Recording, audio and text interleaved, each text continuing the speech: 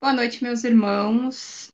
É com muita satisfação que hoje teremos mais uma live com o nosso irmão Daniel Francisco Rossi, com o tema Jesus nos dias atuais.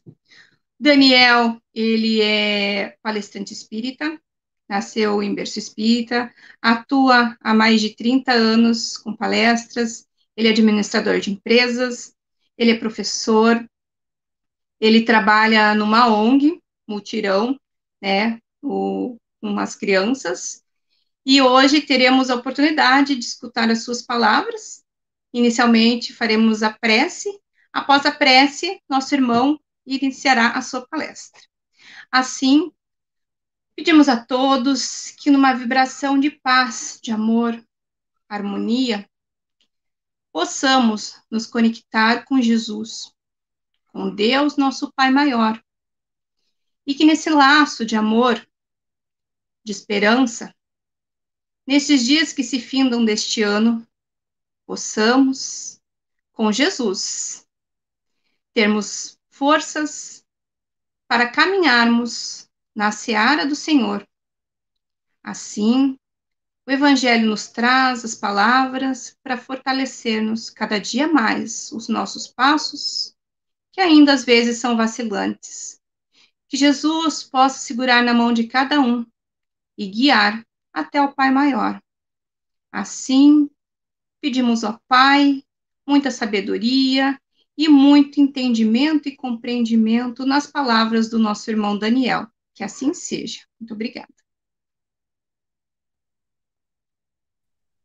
Olá. Obrigado, Fernanda, pela prece. Obrigado a todos vocês que estão aí, que vão entrando na sala para nos ouvir ou ouvir as reflexões que fazemos, que não são nossas, são do Cristo. Então vamos fazer as reflexões juntos. Tudo bem aí? Me ouvem bem? Fernanda, tudo ok? Ok.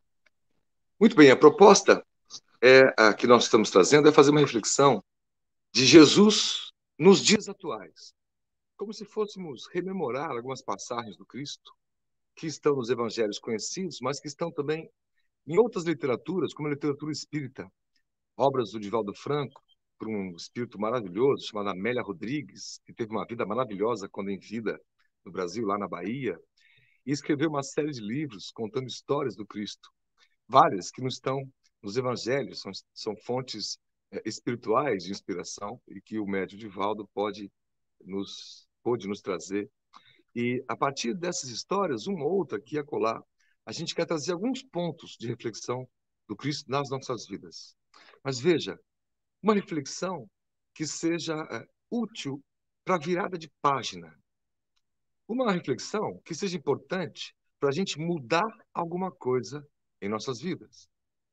Reflexões que sejam fundamentais para a gente poder,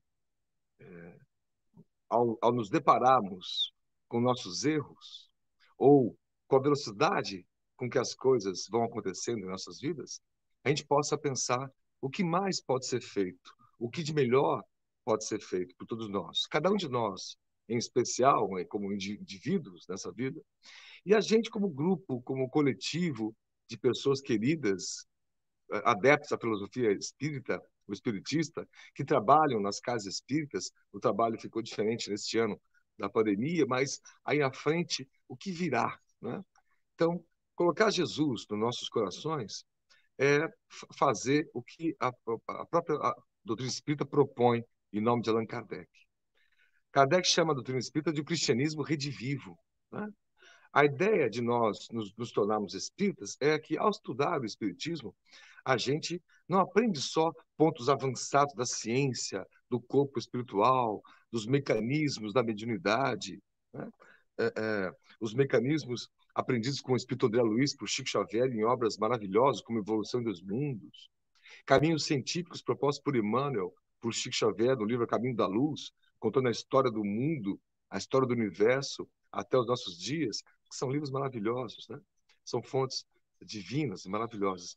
Mas também a gente entender nosso papel diante de todo esse conhecimento e saber que, primordialmente, o conhecimento todo dessa ciência nova que vem por aí, das tecnologias, né? didáticas de educação mais modernas, nós temos um objetivo, enquanto espíritas, que é resgatar o Cristo primitivo. Por isso o cristianismo primitivo, no sentido primitivo dos primeiros dias, dos primeiros anos, das primeiras décadas, dos primeiros cristãos, contados em histórias também romanceadas por Emmanuel, no livro Paulo Estevão, 50 anos depois, e tantas outras obras, né?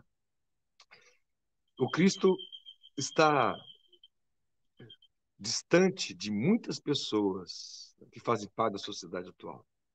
Essa fase deve ser corrigida. Muitos de nós estamos distante do Cristo nessa nossa sociedade atual. Ele não está distante de ninguém. Mas nós, num fenômeno muito atual, muito moderno, temos uma gama tão variada de religiões, de irmãos nossos, mesmo de opiniões dentro do seu espírito a respeito do Cristo, que fazem dele quase que a nossa imagem e semelhança. A gente hoje vê um Cristo meio armado, a gente vê um Cristo meio bravo com a sociedade, essa representação. Um Cristo que condena as pessoas diferentes, que condena até os pequenos, né? Porque são pessoas que, em nome do Cristo, falam, usam e abusam dessas terminologias para impor uma verdade. E o Cristo nunca impôs verdade alguma, ele mostrou, pelo exemplo radiante que ele era, como um sol. Então, nossa opinião, a partir dos nossos estudos, é que falta muito do Cristo em nossas vidas, no sentido de como ele era lá na raiz primitiva dos primeiros discípulos, primeiros apóstolos, que quando entendiam a mensagem cristã de que a vida continua e que a felicidade real não é deste mundo, mas do outro, e que nós devêssemos amar a todos sem distinção de raça, cor, credo, partido político, sabendo que cada um tem sua hora, tem esse momento para nos aproximarmos ou não, naquele momento, né? E fazer como ele fazia, arrastando as multidões, que somos nós, as multidões, né? Pela força do seu magnetismo infinito, né? Solar, né? Pelos exemplos que não vêm só das curas do corpo, mas especialmente da cura psicológica das pessoas atormentadas, desvairadas, né? Depressivas, acabrunhadas, raivosas. Veja, isso é muito parecido com o dia de hoje. Numa das histórias da Adélia Rodrigues, por Divaldo Franco, das obras do Trigo de Deus, Primícias do Reino, entre outras, ela coloca que, apesar do momento da época do Cristo ser diferente de hoje em dia, a questão da política, da tecnologia, das moradias, da arquitetura, nós estamos falando de 2000 anos atrás, os dramas das pessoas são equivalentes aos dramas dos dias atuais. Então, aqui uma observação fundamental desse espírito para o nosso aprendizado. O que as populações, a turba, passava na época, as depressões e pandemias, as raivas dos governos tirânicos, né? As opressões, né?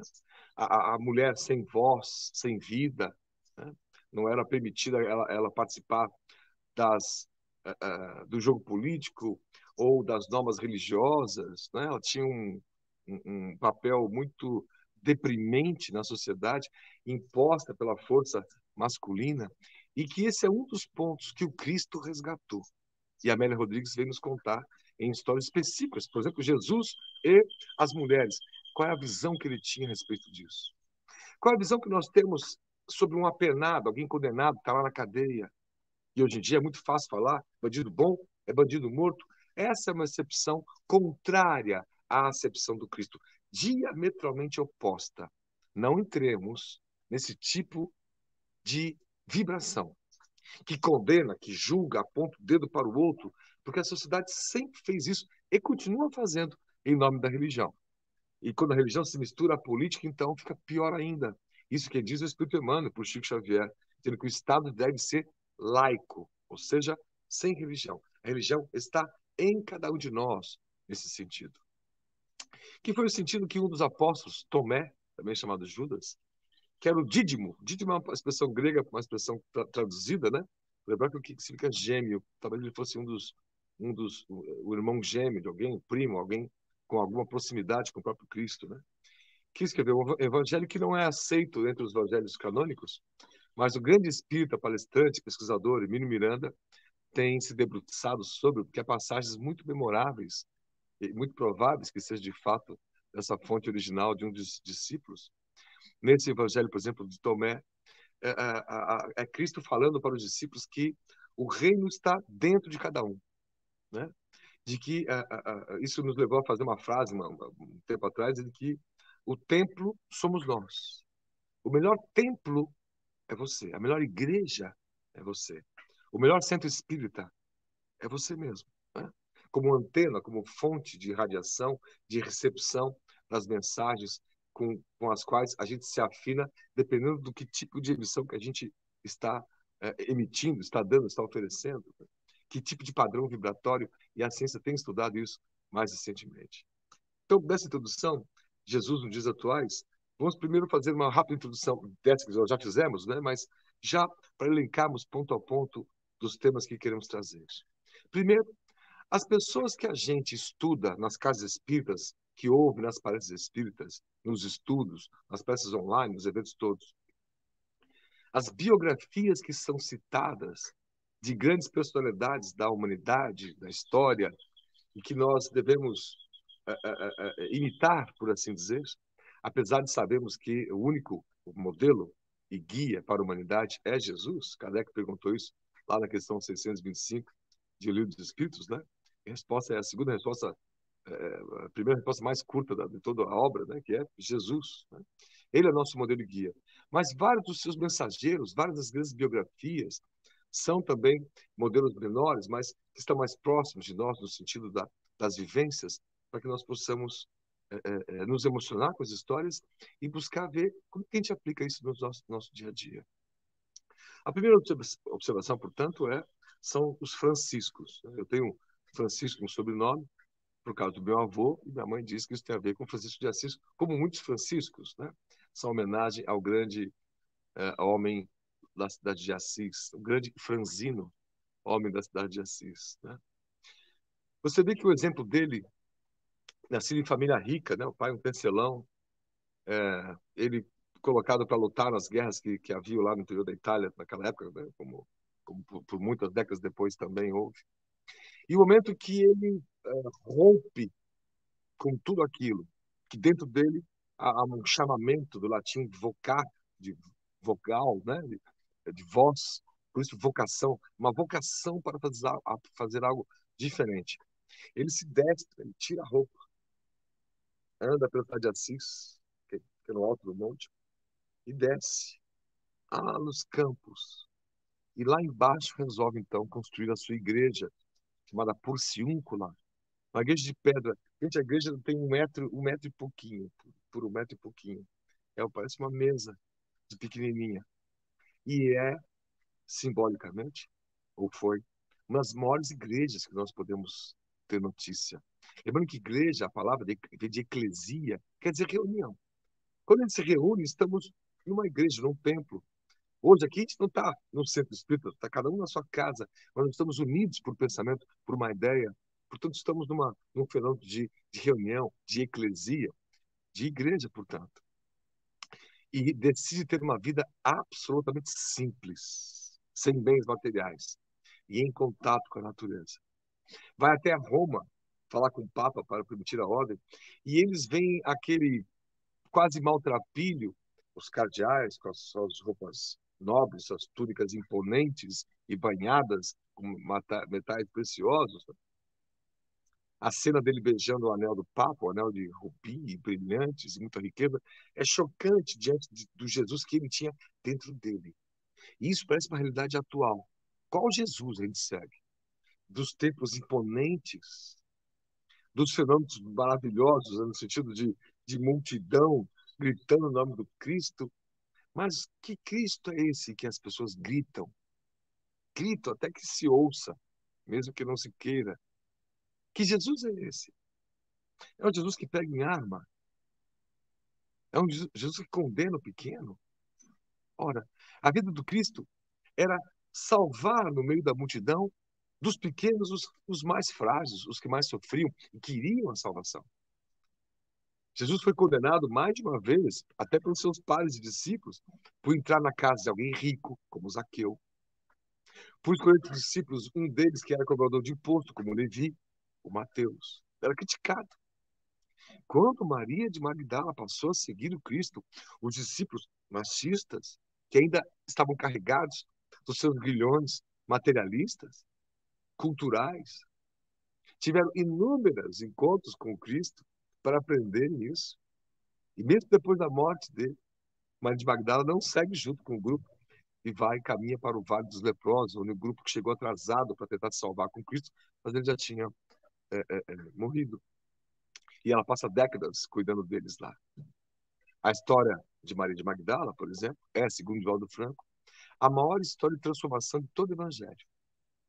Era alguém que veio do meretrício, de uma vida difícil, de ilusão, vendendo ilusões, riqueza, mas sem aquela completude, sem se sentir completa. Às vezes a gente diz, nossa, se eu ganhasse na Mega Sena, minha vida ia ser perfeita, completa. Olha, ia ser uma vida boa para você pagar as contas e ter as coisas. Mas quantos ricos são realmente felizes, né? Você vê nos jornais notícias incríveis de pessoas, até da alta sociedade, economicamente falando, se matando por ciúmes, os feminicídios de toda ordem, as corrupções de toda ordem. Há atletas, há celebridades, profissionais que são conhecidos, têm fama, saúde, riqueza e não são felizes, não conseguem firmar um exemplo transformador, né? São poucas desses atletas, como nós estamos dizendo aí, junto com o pessoal da Fernanda, que se prestam a ter uma causa nobre, trabalhar em nome da educação, do voluntariado, da assistência social, da educação para os mais carentes. Não são muitos os bons exemplos a esse respeito. Então, um primeiro ponto é a gente entender que onde nascem as estrelas, onde nascem as grandes biografias. Bom, independente de onde nasçam, a vida que eles escolhem ter é uma vida simples. Como foi a vida de Allan Kardec, um professor, um pedagogo, que abria escola, mas a criança que não podia pagar frequentava. Então ele sempre teve dificuldade financeira. Mas ele aprendeu isso com o professor dele, Pestalozzi, da onde nós tiramos inspiração para criar nosso Instituto Mutirão, a pedagogia do afeto, que também cobrava das famílias que podiam pagar, mas as que não podiam pagar, ele não cobrava, mas elas frequentavam e tinham o mesmo ensino e o mesmo tratamento. Então, um dos franciscos é esse. O outro Francisco, para nós espíritas, é Francisco Cândido, né? Xavier. Cândido é quase uma redundância, além de estar no nome dele, é uma alma, né? Nesse sentido, quase de uma pureza, de uma humildade, que é um exemplo muito marcante, né? Uma vida toda simples, sem títulos terrenos. Muito embora ele gostasse, quando alguém chamasse para ser cidadão honorário de alguma cidade, algum local, ele ia com muita honra, falava com muita propriedade, mas não era isso que fazia a vida dele. A vida dele era feita desses cantinhos, ou debaixo do abacateiro, nas suas preces, nos evangelhos, na sua incrível mediunidade, acalentando centenas e milhares de corações. Então, as grandes estrelas nascem ou vivem de maneira muito simples, mas é uma simplicidade arrebatadora. Podemos colocar aí nesse canto alguém não Francisco, como Mahatma, uma grande alma, né? O Gandhi, né? E a vida que escolheu ter, da desobediência civil. Olha que forte isso. É uma desobediência baseada na paz, na não violência. Mas o estado de coisas precisava ser mudado. Ele foi fazer alguma coisa. Foi fazer alguma coisa. Sabe, arregaçar as mangas e fazer, e mergulhar na vida. Pouco se fala, porque a sociedade é muito machista, da esposa dele, a Kasturbai, uma mulher incrível. E quando o Gandhi começava a falar nos microfones, nas estações de trem lotadas, ele tirava o microfone, a esposa dele assumia o microfone e continuava a falar. Ele passou para a história como um grande missionário, que de fato foi do Cristo, né? Mas ela foi uma companheira à altura para entender toda a demanda e a dinâmica que ele queria passar para as pessoas. Hoje, nos dias atuais, ao perguntar na Índia para algum jovem sobre Gandhi, vai dizer que foi uma grande pessoa, mas as ideias dele não dá para colocar em prática, não. Por quê? Porque tem que respeitar o outro diferente, tem que mudar as coisas sempre pela paz? Não é mais fácil mudar as coisas pela violência? Veja como a ruptura de um não é fácil de ser seguida como ruptura de outros, né? A gente aprecia a vida desses missionários, mas tem uma dificuldade enorme de colocar em prática, né? Chico Xavier, por exemplo, cumprimentava todos, chamava todos pelo nome. Todos. Garis, coletores, lixeiros, catadores. Se nós perguntávamos para espíritas, nós, quantos catadores a gente conhece pelo nome, sabe onde mora, e já tomou um cafezinho com ele na casa dele? Quantas catadoras, mulheres, senhoras a gente conhece e acha normal uma senhora de 60 anos puxar carrinho de reciclagem com restos da sociedade? Faz parte da paisagem. A gente nem fica mais comovido. Às vezes a gente até dá um prato de comida para essa senhora catadora. Não é muito pouco. Para quem quer resgatar o cristianismo primitivo, viver a vida do Cristo nos dias de hoje, é muito pouco. Dar uma sopa de domingo é nobre, fundamental, importante para quem recebe. Mas as pessoas comem todos os dias, as crianças também. Quem vai dar sopa na segunda, ou na terça, ou na quarta? Por alguns anos, num projeto social que tinha sopa maravilhosa para as pessoas que lá vinham das comunidades e evangelização. Depois de alguns anos, com uma família, um dia de chuva, nós fomos levados para casa para dar carona. E eu pude ver onde eles moravam. E foi um choque. E perguntando para a senhora, matriarca da família toda, família grande, qual era o sonho dela, ela falou: meu filho, meu sonho é aprender a ler. Aí fiquei mais chocado ainda. Eu estava há 7 anos com eles, dando evangelização. Mas o sonho dela é aprender a ler. Por que eu não fui ensinar ela a ler? Se eu sei ler. E ela não. Ela e um terço dos brasileiros.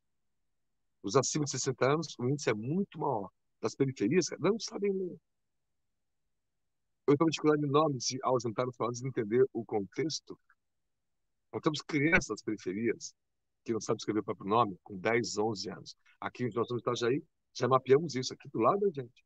Uma família que a gente são queridos demais. A filha com uma dificuldade e não sabe escrever, com 10 anos de idade. As crianças das escolas particulares, com 5 para 6, já estão arriscando escrever. Com 7 estão escrevendo e lendo. Não é justo.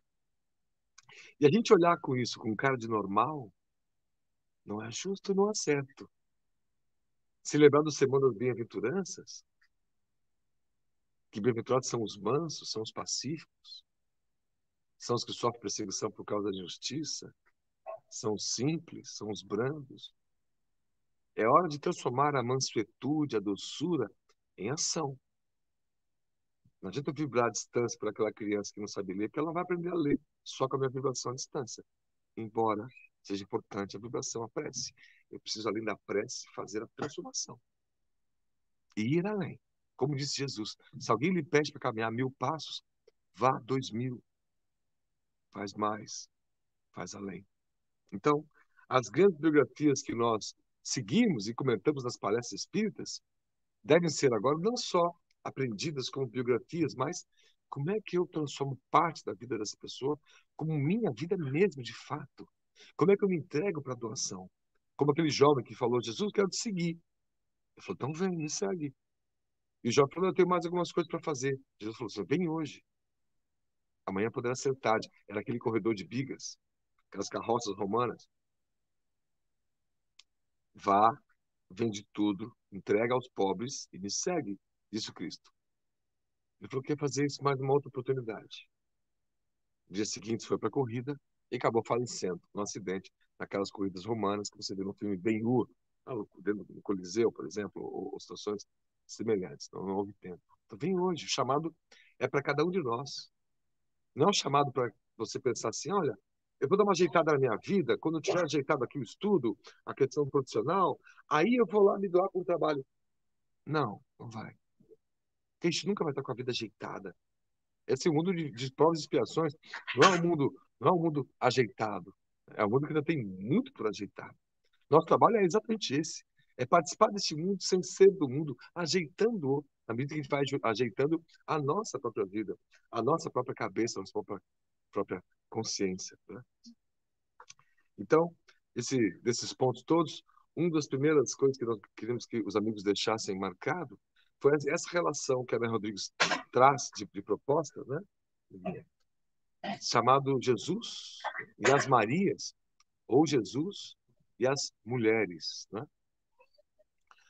A relação de Jesus com as mulheres, com as Marias, é incrível, é maravilhosa, porque ela é sutil dos evangelhos canônicos e ela é plena nas informações espirituais a respeito disso, né? Plena, enorme, maravilhosa, né? Na crucifixão, ou na crucificação, estavam lá poucos discípulos. A história conhece apenas um, João, o mais jovem deles, que estava junto a Maria, mãe do Cristo. A Maria Rodrigues conta que um dos Tiagos, irmão do Cristo, também estava lá, mas escondido no capuz, chorando por não ver ninguém daqueles que foram curados pelo Cristo lá defendendo.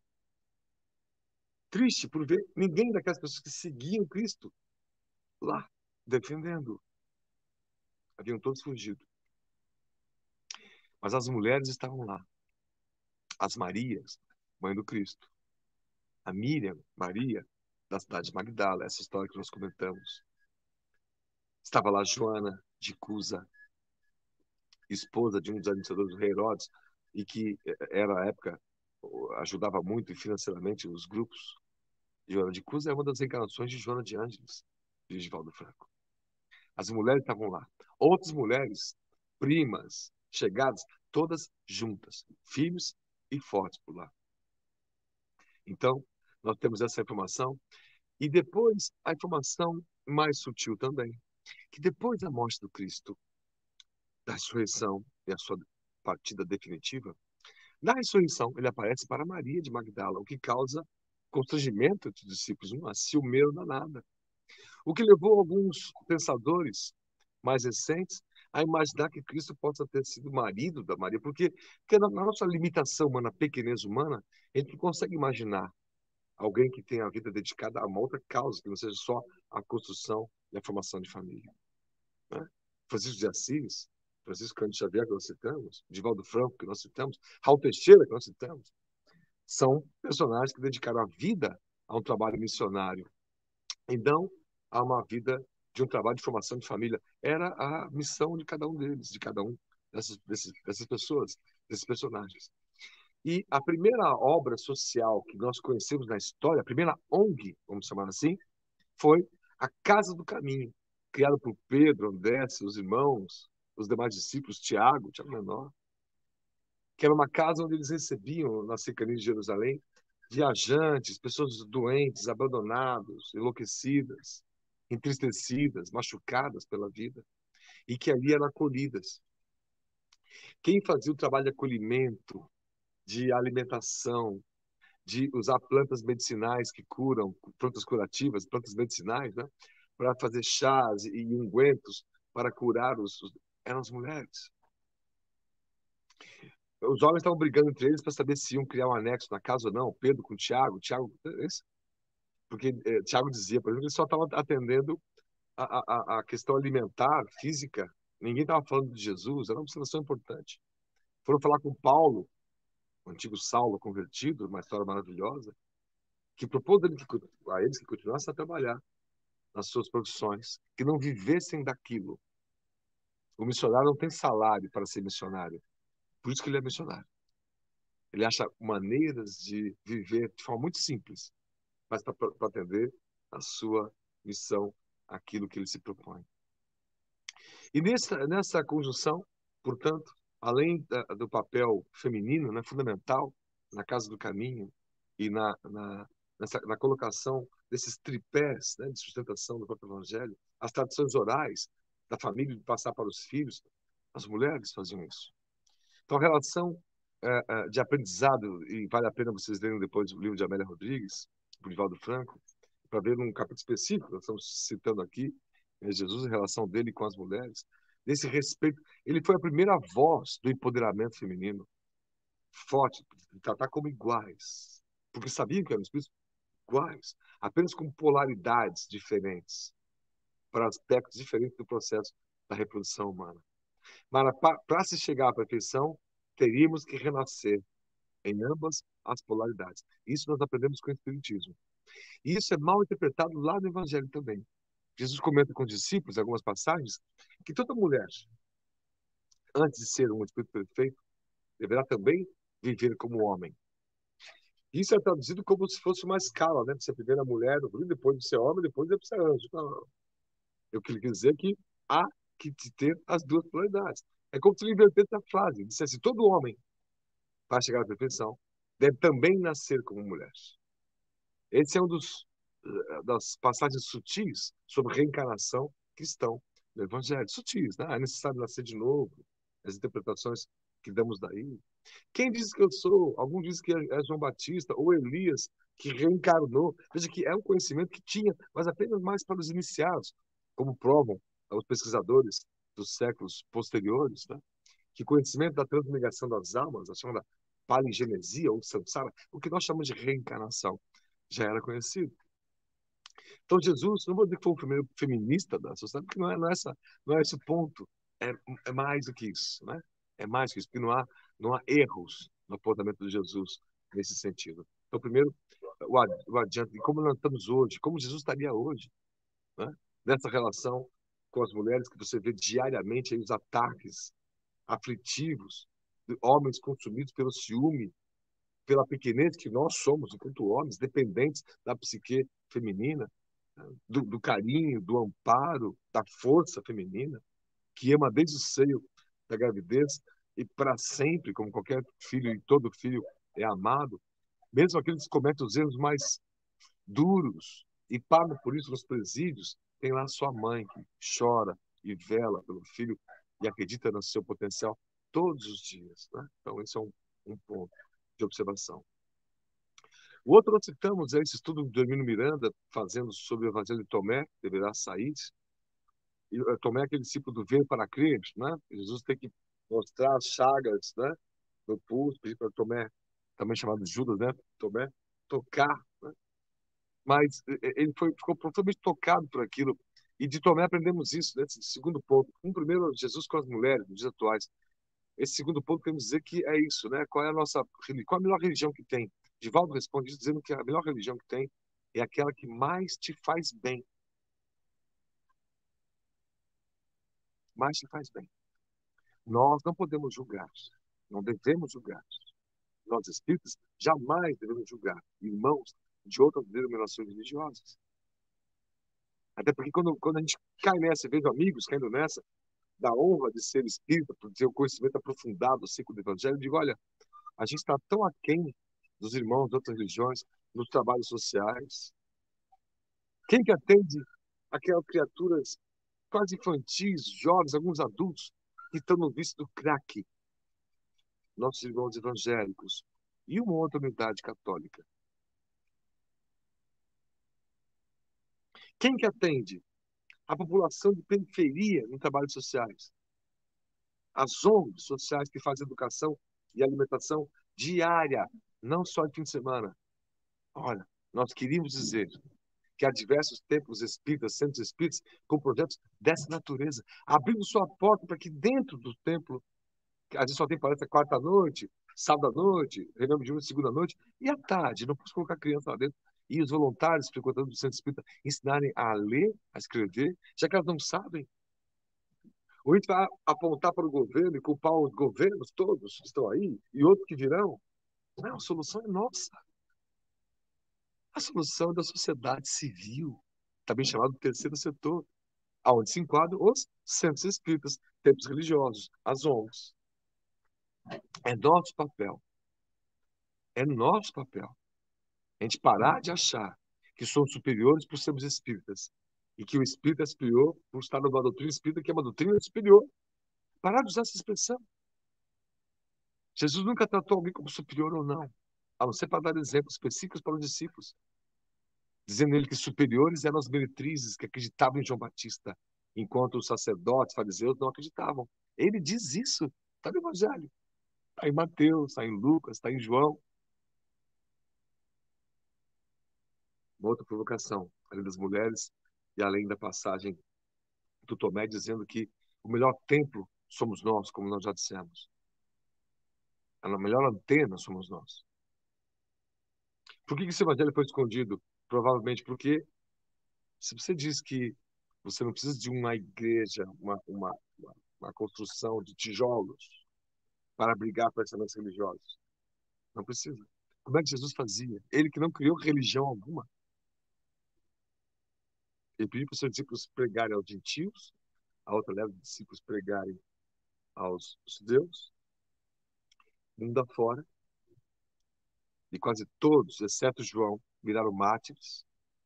Tomé foi morto a flechadas, lá na Índia, pregando na Índia, levando o cristianismo para lá, e onde hoje tem uma igreja, onde em tese está seu corpo, ali na cidade de Masdas, na Índia. Só João viveu, que era o mais jovem dos discípulos, né? Viveu até velhinho, escreveu os atos finais do Apocalipse ali, que são quase uma linguagem hermética, quase incompreensível. E na crucificação também. Havia ao lado de Jesus duas outras figuras. Uma delas era Dimas. Dimas era um jovem que estava desesperado, falta de grana, e resolveu assaltar uma caravana. A polícia da época pegou esse movimento e o prendeu. E a pena foi a pena de morte pela cruz. Bem na Páscoa. Nas tradições pascais, eles podiam liberar um preso. A turba escolheu não Dimas, não Jesus, mas a figura lá do um outro Simão, filho de Simão Barrabás. Né? Bar, filho dele, né? Simão Bar Jonas é o Simão Pedro, filho de Jonas. E o Simão Barrabás foi escolhido, mas era um revolucionário que libertar o povo do poder romano pela força, pela arma. E a turma ensandecida com isso, parece os dias atuais. Vamos mudar o país pela força, goela abaixo. Aí você vê espírita defendendo armamento agora, casa. Aí você vê espírita apontando o dedo para aqueles que têm as suas nuances no campo da sexualidade, do gênero. Você vê espírito dizendo isso, bandido bom, bandido morto. Qual Cristo que nós estamos seguindo? A proposta espírita é seguir o Cristo primitivo, nós lembrarmos dele, das passagens, e entender que as pessoas têm seus problemas, pagam suas penas, de acordo com a lei terrena. Mas é preciso avançar e continuar amando-as. Pois bem, a mãe de Dimas estava lá chorando, desesperadamente. Meu filho, eu não toquei em você. Esther, a esposa de Dimas, estava acalmando a mãe, a sogra. A Maria Rodrigues conta que a mãe de Dimas vê que uma outra mãe também estava chorando, que era Maria, mãe de Jesus. Pergunta, você é filho do Nazareno? Sim. E se abraçam emocionados. E ela pede a Maria, mãe de Jesus, que ele possa interceder pelo filho. Mas nisso, Dimas já vem no movimento profundamente arrependido. E Jesus, sabendo desse arrependimento, diz, você ainda hoje estará comigo. Depois que Dimas pede perdão para Jesus, ambos na cruz. O arrependimento é o primeiro passo da reparação. Arrepender-se. Eu posso ter tido posturas políticas e errei, hoje me arrependo. Se arrependa. É um exercício de humildade, dizer errei, me arrependi. Não devia ter feito aquele post. Aliás, Jesus, nos dias de hoje, podemos usar uma frase da época para os dias de hoje, que é atire o primeiro post, aquele que estiver sem pecado. Sabe, post no Facebook? Atire a primeira publicação no Instagram, aquele que estiver sem pecado. A gente sempre condenando. Né? Na seara política, então, isso ficou muito evidente. O quanto a gente tem violência de nós. Faz evangelho, fala Jesus do evangelho, tá, em seguida vai ao computador e sai defenestrando todo mundo no Facebook. Apontando, criticando o outro, assim, assado, e xingando. E o Espírito Emmanuel dizendo para o Chico Xavier, por que a gente se apaixona tanto por temas tão humanos como a política, tão materiais? A gente devia estar mais preocupado com os amigos fazendo uma organização social, trabalhar melhor, ser mais independente, mais empreendedora. Por que não reunir amigos, ensinar amigos da comunidade que moram lá no locais mais difíceis a fabricarem roupas para vender, como essa aqui que a gente faz no mutirão, para gerar renda para as famílias? Por que a gente não monta uma cozinha industrial? Dá curso de gastronomia para as mães, de acordo com a vigilância sanitária. Ela passa a produzir pães, bolos para vender e gerar renda para a própria organização e para todos. Um processo cooperativo, colaborativo. Por que a gente não faz mais? A gente quer criticar alguém que não faça, que é um político? Criticar alguém que não faça, que é uma empresa? XY. A gente vê pessoas criticando empresas usando o produto da empresa. Quantas vezes não aconteceu isso? A gente agora fala contra a China. Ah, que o chinês, cheio de chinês em casa. Né? Lanterninha da China, não sei o que da China, TV da China, carro da China, tênis da China. E falando mal contra os chineses. Ora, é preciso ser mais sincero com a gente mesmo. É preciso. Se você, ou cada um de nós, continuar dizendo que o dia que tiver condições vai começar um trabalho social, não entendeu o Cristo. Vem hoje. Amanhã pode ser tarde. E o trabalho social pode começar sem CNPJ, sem formação burocrática, só o fazer, o ir visitar, ir abraçar uma criança. O que é muito comum nas ONGs, quando nós trabalhamos, alguns de vocês aí também sabem disso. Às vezes uma empresa vem uma vez por ano, vem, descarrega um monte de brinquedo lá no Dia das Crianças e some, não volta nunca mais. Eu tenho vídeos de crianças dizendo isso. Tio, aquela moça, alunas minhas da PUC iam lá, aquela moça não vai voltar? Eu falei, não vai voltar, meu anjo. Mas por que não vai voltar? Não gostou de mim? Imagina uma criança dizendo isso. Sabe, mas só que você vai uma vez por ano, cada ano a gente vai e ajuda uma unidade. Como assim a gente ajuda uma unidade diferente? Ah, esse ano a gente ajudou um velhanato, nesse ano a gente ajudou um orfanato. Ajudar é estar lá. Ajudar é se relacionar com eles, criar um laço com eles. É estar lá, se não todo dia, toda semana, se não toda semana, todo mês. Mas estar lá com as pessoas. Uma das crianças, que depois virou jovem, recebia aqueles presentes do Papai Noel, por cartinha, que é muito interessante, é muito legal. Pelo menos as crianças recebem alguma coisa. Mas a perguntamos para uma delas, a Luara, você prefere conhecer a pessoa que assinou essa cartinha e te deu esse presente que você pediu, ou não ganhar esse presente e só conhecer a pessoa da cartinha? Né? Então você prefere, essas duas escolhas que fizemos a ela. Você prefere então essa cartinha e o presente, mas você não vai conhecer a pessoa, é o que já aconteceu, ou você preferiria não ganhar o presente, mas conhecer a pessoa que escreveu a carta? Ela falou assim, óbvio, tio. Eu falei, óbvio o quê? Porque para mim não é óbvio. Ela falou, óbvio que eu prefiro conhecer a pessoa. Ela troca o presente que ela ganhou da própria pessoa. Troca pela pessoa, pelo contato com ela. E se a pessoa fosse lá uma vez ou outra, nós podíamos perguntar, e se a pessoa viesse mais e também pegasse a Luara para ir levar no shopping no dia que ela nunca foi no shopping? Com 14 anos de idade, ela nunca tinha ido no shopping. Nunca tinha entrado no shopping. Aliás, na comunidade lá no bairro Beraba, em Curitiba, nas vilas onde nós frequentamos, boa parte dos jovens até com 15 anos de idade nunca tinham ido no shopping. Você acha que eles gostam? Claro que gostam. Mas nunca ninguém levou, nunca deu oportunidade. Se sentem isoladas. Quando duas crianças foram levadas ao shopping, elas estavam se escondendo de segurança. Veja já o trauma social. Nós temos, vocês são meus filhos, tanto quanto meus filhos genéticos. Amar é esse exercício. Então, nós temos com as mulheres, ao contar de Jesus com os pequenos, com os mais simples, com os que se arrependem e né, no caso do Dimas era um bandido, assim chamado, né? Mas veja esse olhar, a visão de muitos contra os ricos e as riquezas, o que faz a gente fazer, isso é de cada um. É uma provação difícil, Jesus já falou, mas ele tinha uma amizade muito grande com José de Arimateia, que é alguém de muitas posses, ajudou muito o grupo, além da Joana de Cusa. A história de Zaqueu, ele rico, em cima da árvore, vendo a multidão, e Jesus no meio da multidão. Jesus passa, desce daí, Zaqueu, que hoje eu vou ter contigo. Os discípulos ficaram muito chateados. Como assim? Como assim ele vai jantar com Zaqueu? Rico, usurpador. Jesus não fazia essa distinção. E deu uma lição para eles. Zaqueu era uma alma nobre. Estava fazendo suas coisas, viciado nas suas coisas, mas Jesus sabia, dentro dele, do potencial de realização, de mudança. Por isso foi adiante, né? E fez diferente, né? Para a gente ir fechando, enquanto a gente se doa hoje em dia, né? A gente doa o que resta, a gente doa o nosso resto, a gente doa o que sobra, né? Eu quero fazer essa menção à passagem do óbolo da viúva, uma senhorinha. Jesus estava ali o nome estranho desse posto de jogar moeda e fazer pedido era Gozofilácio, com discípulos e outros tantos.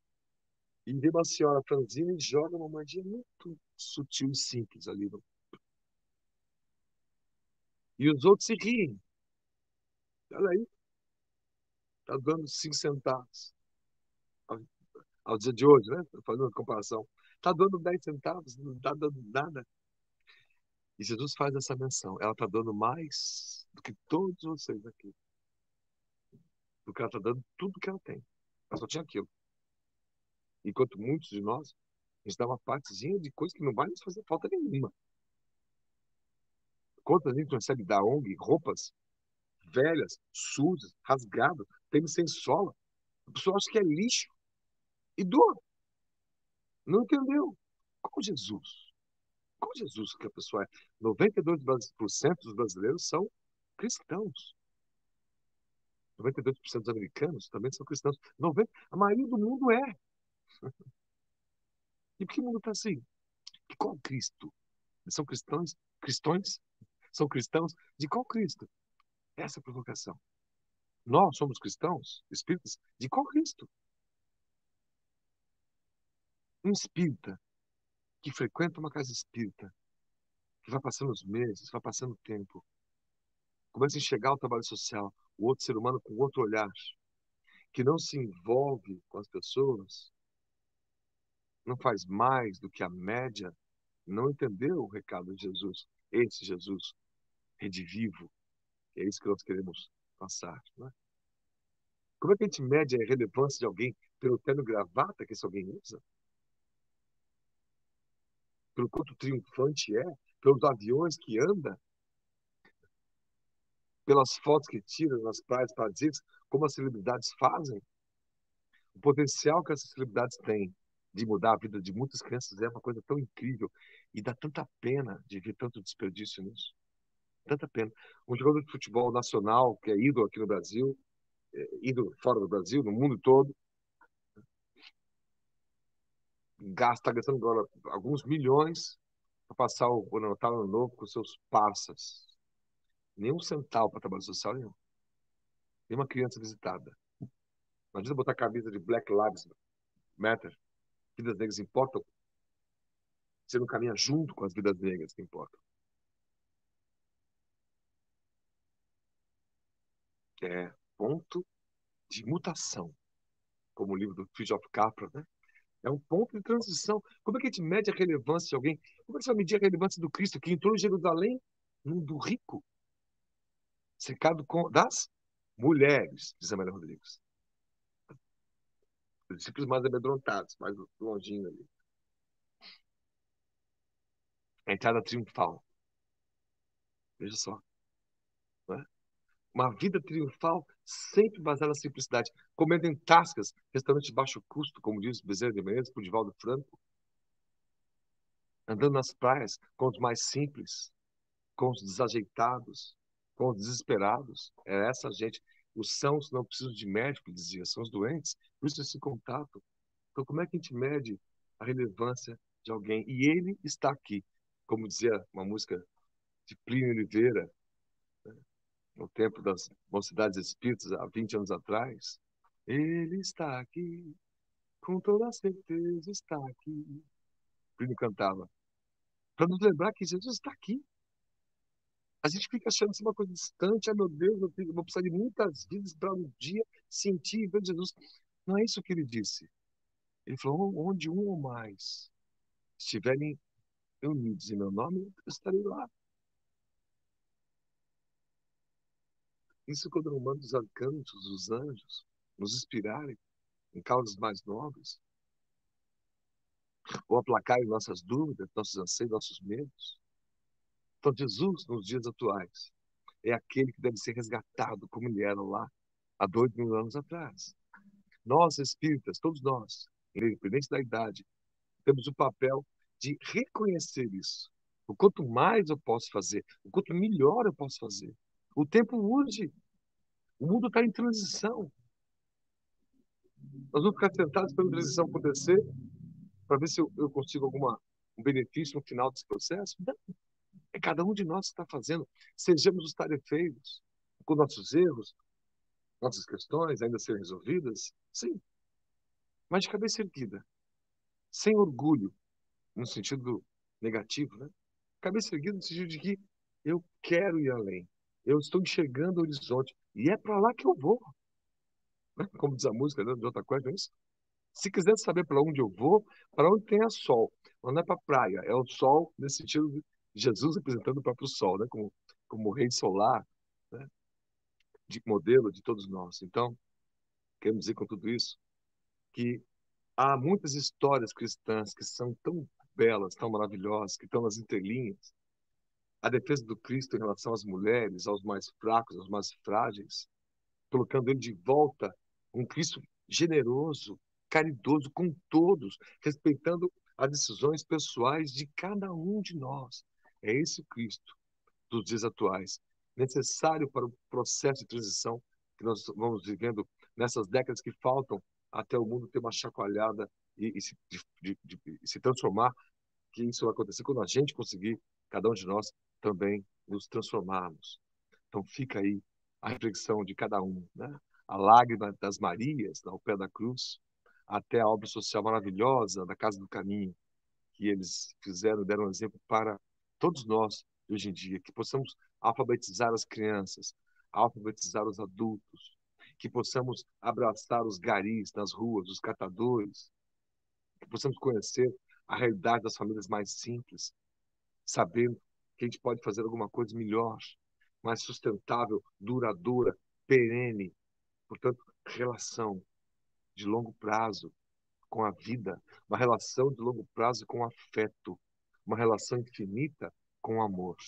É isso que nós desejamos a todos vocês, a todos nós. E deste ano que entra, deste ano que está indo embora, fiquemos todos em paz. Nós ficamos à disposição se alguém quiser fazer algum comentário. Quem quiser material depois, pode perguntar, pedir para as meninas que a gente manda também, tá bom? Obrigado a todos vocês, querida Fernanda, Bruna, muita paz, muito obrigado. Muito obrigada a você por estar aqui conosco, né? Trazendo tantas reflexões nessa última palestra do ano, nessa última semana. Possamos pensar nessas palavras que trouxe para a gente e refletir de verdade para começar a escrever um novo capítulo, um novo ano. Temos tantas oportunidades de fazer a caridade e de fazermos pelo próximo. Eu queria agradecer mais uma vez por estar aqui com a gente e convidar para fazer a nossa final. E agradecer a todo mundo que esteve aqui presente também. Tivemos muitos comentários positivos, o pessoal gostou bastante. E em uma outra oportunidade esteja com a gente novamente, viu? Muito obrigada. Obrigado a vocês, sempre que quiserem, se aguentarem, tiverem paciência, estou sempre à disposição, viu? Obrigado demais por todos vocês. E sigamos em frente. Eu peço licença então para a gente fazer a nossa prece final, certo? Pedindo a Deus, essa inteligência criadora que criou a todos nós, nossa mãe, nosso pai, na figura de Deus, temos o nosso mensageiro maior, o Cristo, Yoshua, Jesus, de Nazaré para o mundo e para dentro dos nossos corações. Nós pedimos aos espíritos luminares que trabalham na seara do Cristo, para que abençoe cada um de nós que estão nos ouvindo neste momento. Por extensão aos familiares que mais precisam, os que estão com mais saudade, os que estão mais distantes, os que estão adoentados pela vida física ou adoentados pela vida psicológica e espiritual. Posso receber seus anelos, posso receber seu amparo, sua vibração de luz. E os anjos possam nos dar forças para vencer nossos medos, vencer nossas limitações e ampliarmos a gama de afeto que temos pela frente. Nós jogamos forças para todos, em especial pelas crianças deste mundo, das periferias, dos locais distantes, em especial aos esquecidos, aos catadores, aos garis, aos coletores, aos viajantes, aos que andam pelas ruas, aos andarilhos, a todos o afeto mais sincero de todos nós, por hoje e por todo sempre. Que assim seja.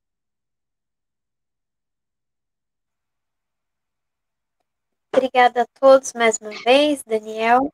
Queria pedir, por gentileza, que se inscrevam no canal da URI, ativem o sininho, curtam a palestra para que possamos produzir cada vez mais, deixem sugestões nos comentários. E agradecer a todos de verdade, desejar uma boa noite, um ótimo final de ano, possamos refletir cada vez mais e escrever um novo começo. É isso. Muito obrigada, pessoal. Uma boa noite. Perfeito. Muito obrigado. Beijo para vocês.